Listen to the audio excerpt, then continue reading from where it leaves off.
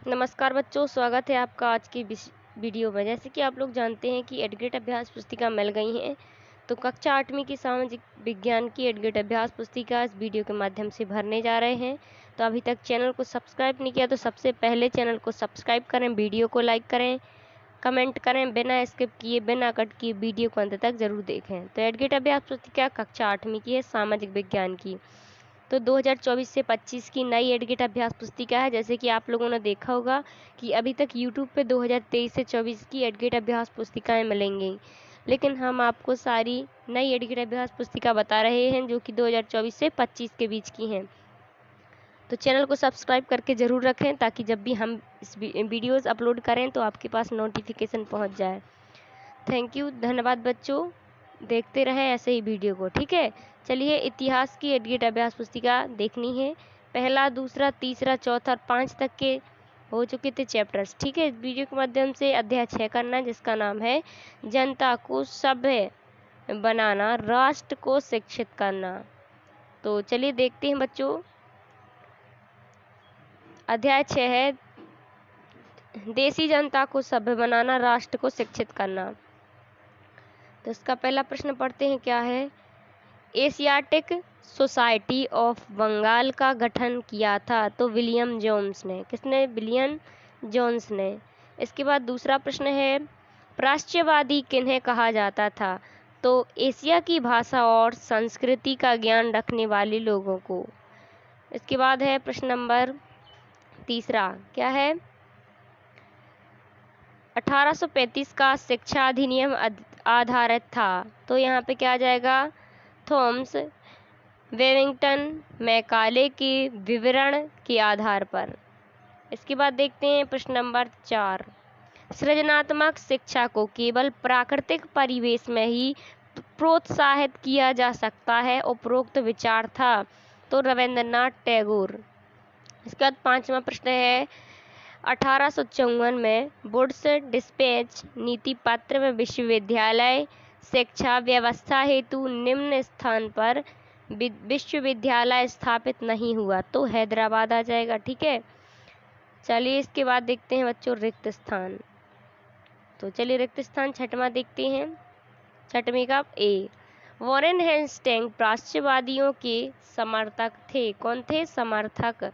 दूसरा, woods dispense नीति पत्र के द्वारा भारत में प्राच्यवादी ज्ञान के स्थान पर यूरोपीय शिक्षा अपनाने का निर्णय लिया गया। फिर 1854 के वुड्स डिस्पेंस नीति पत्र द्वारा शिक्षा पर सरकार का नियंत्रण स्थापित हुआ। सन 1791 में बनारस हिंदू कॉलेज की स्थापना की गई। महात्मा गांधी की दृढ़ मान्यता थी कि शिक्षा केवल भारतीय भाषाओं में दी जानी चाहिए। इसके बाद प्रश्न नंबर आता है 7वां, क्या है। वर्नाकुलर से क्या आशय था? तो उत्तर में आ जाएगा यह है, आमतौर पर मानक भाषा से अलग किसी स्थानीय भाषा या बोली के लिए इस्तेमाल किया जाता है। भारत जैसे औपनिवेशिक देश में अंग्रेज रोजमर्रा इस्तेमाल की स्थानीय भाषाओं और समाजवादी शासकों की भाषा अंग्रेजी के बीच फर्क को चिह्नित करने के लिए इस शब्द का इस्तेमाल करते थे। इसके बाद है 8वां प्रश्न, अंग्रेजों का सांस्कृतिक मिशन क्या था? तो अंग्रेजों का सांस्कृतिक मिशन था कि उन्हें देसी समाज को सभ्य बनाना और उनके रीति रिवाज और मूल्य मान्यताओं को बदलना है। इसके बाद है प्रश्न नंबर 9। आप देख सकते हैं प्रश्न नंबर 9 है, शिक्षा के संबंध में अरविंदो घोष के क्या विचार थे?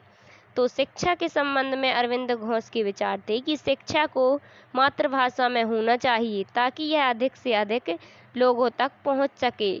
शिक्षा से छात्रों को कोई हस्तकला भी सीखनी चाहिए ताकि वह स्कूल छोड़ने पर यथासंभव रोजगार पा सके। इसके बाद 10वां प्रश्न है, अंग्रेजी भाषा सिखाने की ज़रूरत पर मैकॉले ने जोर क्यों दिया? तो अंग्रेजी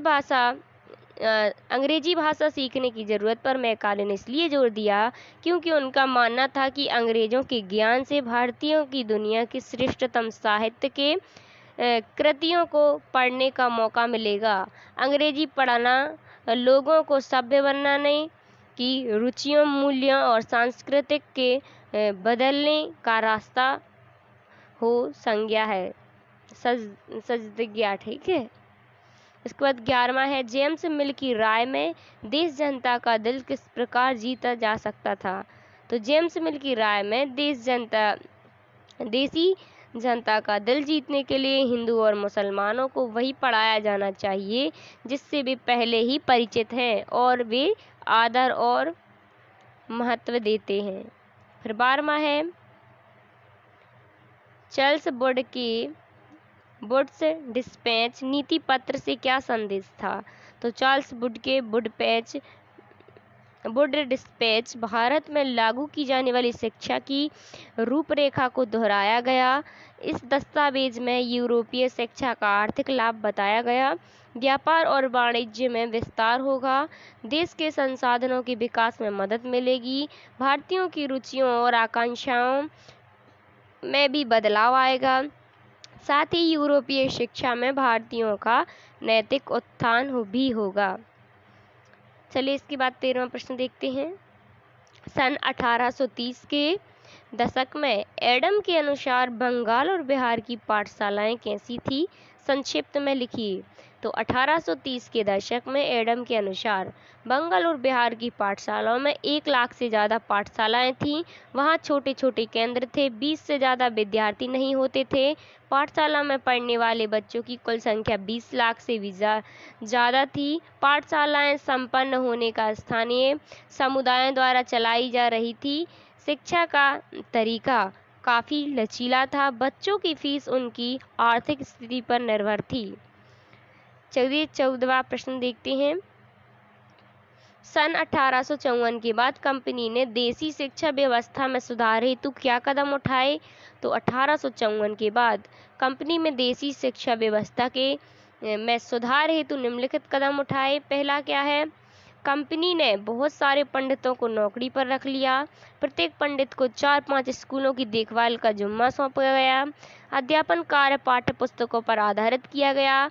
विद्यार्थियों की प्रगति मापने के लिए वार्षिक परीक्षाओं की रूपरेखा तैयार की जाने लगी। चलिए बच्चों इसके बाद देखते हैं प्रश्न नंबर 15वां, महात्मा गांधी औपनिवेशिक शिक्षा के पक्ष में क्यों नहीं थे। तो महात्मा गांधी औपनिवेशिक शिक्षा के पक्ष में नहीं थे। उनका कहना था कि औपनिवेशिक शिक्षा ने भारतीयों के मस्तिष्क में हीनता का बोध पैदा कर दिया।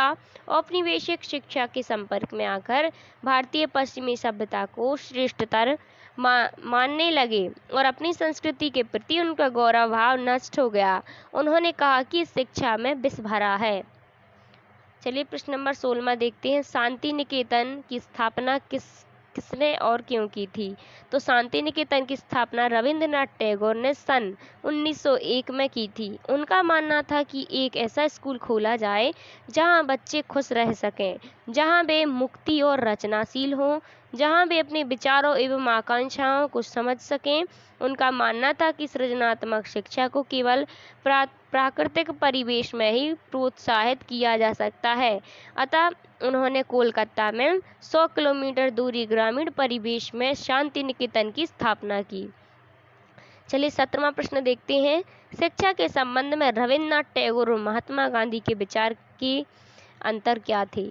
तो शिक्षा के संबंध में रविंद्रनाथ टैगोर और महात्मा गांधी के विचार निम्न अंतर थे। पहला क्या था, गांधी जी पश्चिम सभ्यता के अत्यधिक आलोचक थे, जबकि टैगोर पश्चिमी शिक्षा के अच्छे तत्वों को अपनाना चाहते थे। दूसरा पॉइंट है, गांधी जी कला और संगीत के माध्यम से शिक्षा के समर्थक थे, जबकि टैगोर ने उन्हें शिक्षा में महत्वपूर्ण नहीं माना। गांधी जी ने बच्चों के संपूर्ण विकास और जातिवाद को खत्म करने का जोर दिया, जबकि टैगोर शिक्षा के माध्यम से आत्म प्राप्ति पर जोर देते थे। ठीक है, तो इस प्रकार 7वां प्रश्न हो गया है। नेक्स्ट अध्याय रहेगा 7, जिसका नाम है महिलाएं, जाति एवं सुधार। तब तक के लिए वीडियो को लाइक जरूर करें, चैनल को सब्सक्राइब करें बच्चों, ज़्यादा से ज़्यादा वीडियो को अपने दोस्तों के साथ शेयर करें। थैंक यू, धन्यवाद।